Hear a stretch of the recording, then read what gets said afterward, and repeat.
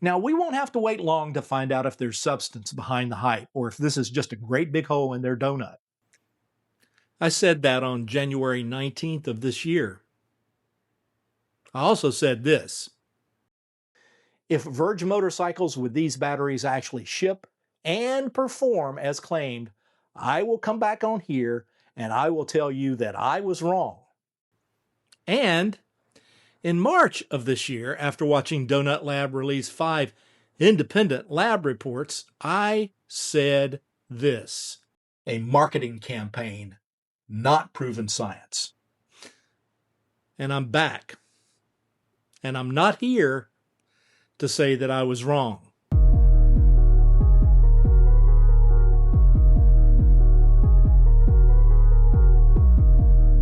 Welcome back, everybody.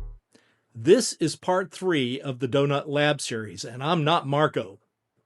And if you haven't seen parts 1 and 2, I'm going to put the links to those in the description cards below. Go watch those first and then come back here and watch this one, and it'll make a lot more sense. But here's the 90-second version of those 2 videos for context. In January at CES 2026, a Finnish startup called Donut Lab made a staggering claim. They said they had the world's first production-ready all-solid-state battery. Not a prototype, not a concept, a battery ready to ship in motorcycles by March 31st, 2026. The key specs that they claimed: 400 watt-hours per kilogram energy density. That's more than any commercial battery on Earth today. 5 minutes to a full charge. 100,000 charge cycles, which works out to about 270 years of daily charging. And at a cost that would undercut lithium-ion at scale. I identified 12 specific red flags in that first video. That's a dozen holes in one donut. In March, after Donut Lab released 5 reports from VTT, the Technical Research Center of Finland, I showed you that those reports were a masterclass in misdirection. Real data, carefully chosen to avoid testing anything that would actually prove or disprove the breakthrough. The 2 numbers that mattered, the 400 watt-hours and the 100,000 cycles, were never measured. Not once. Not in 5 reports. The 2 claims that actually matter, the 400 watt-hour per kilogram energy density and the 100,000 cycle life, remain completely and totally unverified. Not disproven, just unproven. I said at the time, whether April 1st brings us a customer motorcycle or just another sleep video will tell us everything we needed to know. April 1st came and went. So here we are. The Donut Lab original hard promise was motorcycles with their batteries would be in customers' hands by the end of Q1 2026. That's March 31st. And on March 31st, 2026, the exact day of their promised customer deadline, Donut Lab announced the first production motorcycle was complete. They published videos. They sent communications to reservation holders. Here's the problem. That first production motorcycle was for Donut Lab's own internal fleet. Not a customer, not one customer, not one bike in one driveway. And then things got significantly more interesting. Donut Lab CEO Marco Lehtimäki gave an interview to Finnish media where he admitted something I genuinely did not expect him to say out loud. The 400 watt-hour per kilogram cells that VTT tested, the cells at the center of the entire I Do Not Believe campaign, are not the cells that will be shipped to customers. His words, not mine. The CEO of the company confirmed that the cells tested by the independent lab are not the production cells. 5 lab reports, months of carefully managed skepticism, A full marketing campaign built around those test results, and the cells going into the bikes are going to be different cells. Listen to this. But what if those reports are a masterclass in misdirection? A masterclass in misdirection. I called it in March, and turns out I may have undersold it completely. And in case you thought this story was slowing down, they dropped a new video just a couple of days ago, and after taking a look at that video, it's more of the same. Misdirection and theoretical information. They now claim it's a bipolar design, where layers are stacked so the current collector of one cell also serves as the opposite electrode for the next layer in the stack. Internally series connected. It can reduce inactive materials and improve power density and voltage. Donut Lab's specific claim is their solid electrolyte plus chemistry makes practical, tunable voltage bipolar cells viable in a way liquid electrolyte designs struggle with. And their tests proved nothing because you cannot see inside of the battery packs they demonstrated. And they just simply took a voltmeter and touched the connection points of 3 individual packets. That's not a test. It's not a demonstration. If they wanted to prove their claims, they could take some sort of a cutting object and open the 3 cells in front of the camera to prove what they're saying. Again, this is nothing but showmanship. Now, here's where the story moves from marketing criticism to something far more serious. In April 2026, a man named Lauri Peltola, the former chief commercial officer of a company called Nordic Nano, filed a criminal complaint in Finland. Who is Nordic Nano? Well, that's Donut Lab's manufacturing partner, the company that was supposed to actually build these batteries. And what did the former CCO allege? That the battery specifications were never actually achieved, and that the technology was misrepresented to partners and to investors. Now, I want to be very precise here. A criminal complaint is an allegation. It is not a verdict. Finnish law will run its course, and I'm not going to get out ahead of that. But what I want you to understand is who is making this allegation. This is not an anonymous comment on a Reddit post. This is not a competitor trying to undermine a rival. This is the chief commercial officer of the manufacturing partner, someone who was inside the building, someone who saw the operations firsthand, and that person has made a specific, formal, legal allegation. You don't file a criminal complaint in Finland on a whim. Okay, now this is where we get into the science. Try to stay with me. I'm going to make this as straightforward as possible because this is the heart of the story. In June of 2026, an engineer and battery researcher named Ziroth, and we all know who that is, published a comprehensive technical investigation of Donut Lab's available data. And this was not one person's opinion.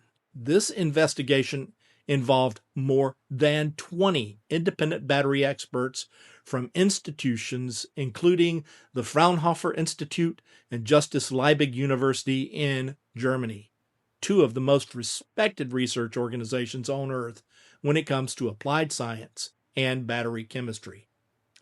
20 plus independent experts. Their conclusion was not ambiguous. Here's the thing. Donut Lab claims their battery uses sodium-ion solid-state chemistry. That's the revolutionary claim. Not lithium-ion, which is what powers every phone, every EV, every laptop you've ever owned, but sodium-ion solid-state. A genuinely different technology. And if it were real, it would be a genuine breakthrough. So what did 20 independent experts find when they analyzed the data? Finding number 1, the voltage signature. Every battery chemistry has a fingerprint, a voltage pattern that tells you what's going on inside the cell as it charges and discharges.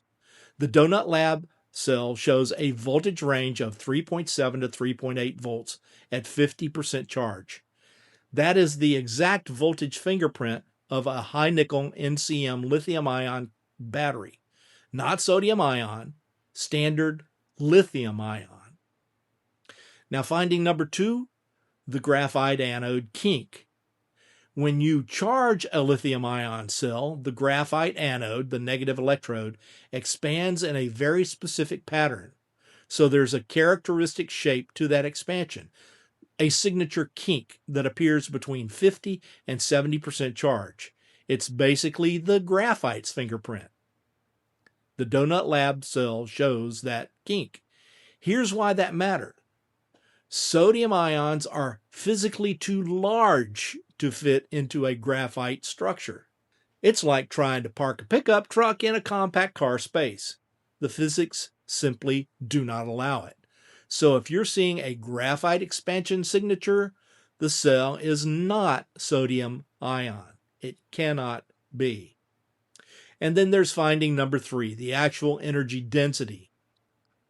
When the researchers calculated the real energy density from the available data, they got approximately 298 watt-hours per kilogram. Not bad. But they did not get the 400. They got 298. And you know what delivers around 298 watt-hours per kilogram? A very good lithium-ion cell, which again is a great battery. I have lithium-ion batteries in both of my EVs, and I love them. But 298 watt-hours per kilogram is not a revolutionary breakthrough. It's not what Donut Lab sold the world. 20-plus independent experts from world-class institutions. 3 independent lines of evidence. 1 conclusion. The Donut Lab battery is conventional lithium-ion chemistry, and it was being presented as sodium-ion solid state. Here's the truth. Calling a lithium-ion battery a sodium-ion solid-state battery is not a technical nuance. It's not a matter of interpretation. Those are fundamentally different things. It's like buying a Honda Civic and being told it's a Ferrari because both have 4 wheels. Now, let me tell you about the origins of this technology, because this is, and I'll be honest, a struggle to figure out how to say this without laughing. This is something else.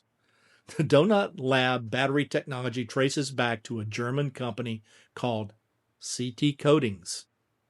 CT Coatings holds a portfolio of patents, a lot of them.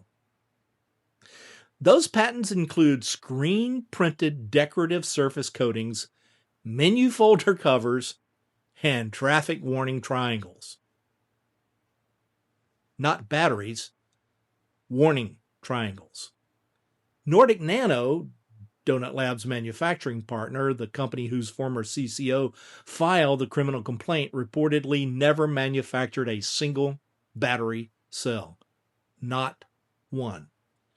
And a researcher from the Fraunhofer Institute, one of the world's leading applied science institutions, who met with CT Coatings in person said, and I'm translating from the original German, "These people have no idea how a battery actually works." Listen to this. You can't develop and scale breakthrough battery production on pocket change. The math simply does not work. Now, pocket change was generous when I said that. It's even less. Here's the part of the story that I keep coming back to, and it's the reason I've spent so much time on Donut Lab across now, 3 videos? Donut Lab raised approximately $25 million. Of the investors who put money in, roughly 1,300 of them are what you'd call small investors, people holding 50 or fewer shares. We're talking somewhere between $3,000 and $23,000 per person, depending on when they got in. These aren't venture capital firms. These aren't institutional investors with diversified portfolios built to absorb losses.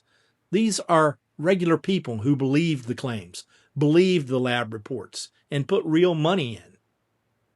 An investor letter from Donut Lab promised, and I want to be exact here, up to 10 times return in 12 to 18 months on a company that had inflated its valuation from a struggling motorcycle startup to a claimed €500 million portfolio on the strength of battery claims that 20 independent experts now say don't hold up to scrutiny.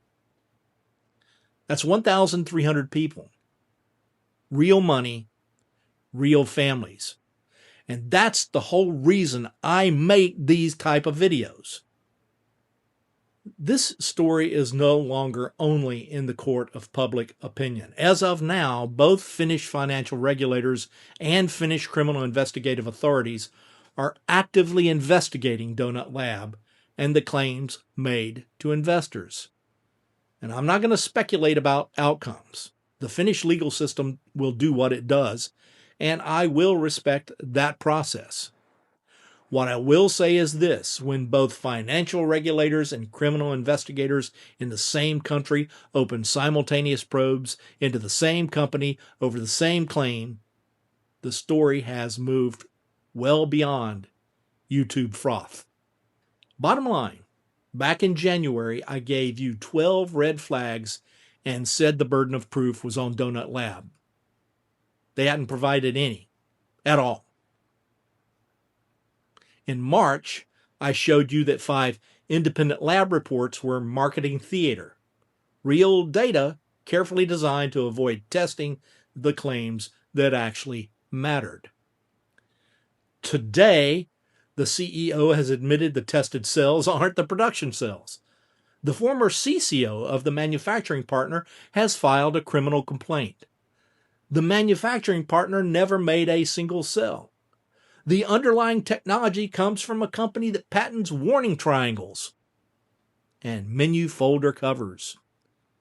20-plus independent experts from world-class institutions say the chemistry doesn't match the claims. The calculated energy density is 298, not 400. Finnish financial and criminal authorities are both investigating, and 1,300 small investors are waiting to find out what happened to their money. 6 months ago, I promised I'd come back and tell you if I was wrong. If Verge motorcycles with these batteries actually ship and perform as claimed, I will come back on here and I will tell you that I was wrong. I'm back. I was not wrong. Period. Thanks for sticking with this one, everybody. This is why informed skepticism matters, not to root against innovation, but to protect the people who invest in it. Real breakthroughs deserve real scrutiny, and the legitimate researchers at QuantumScape, at Toyota, at Samsung, at Panasonic, and everywhere else who do the hard work, the honest work on solid-state batteries, they deserve a clean landscape, not one muddied by claims that fall apart under the simplest of an examination. Links to part 1 and 2 are in the description. Watch those if you have not. And drop a comment. What do you think happens next for these 1,300 small investors? Do you think they'll ever have any recourse here? I'd genuinely love to hear your take. And for those of you who gave me what for in video 1 and video 2, I'm right and you're not. It's as simple as that. Go ahead and subscribe and ring that notification bell for more deep dive bunk blasting of technology that is supposedly changing our world. I'll be out there scrutinizing everything. And I'll see you out there or somewhere along the route from point A to point B. See you all real soon.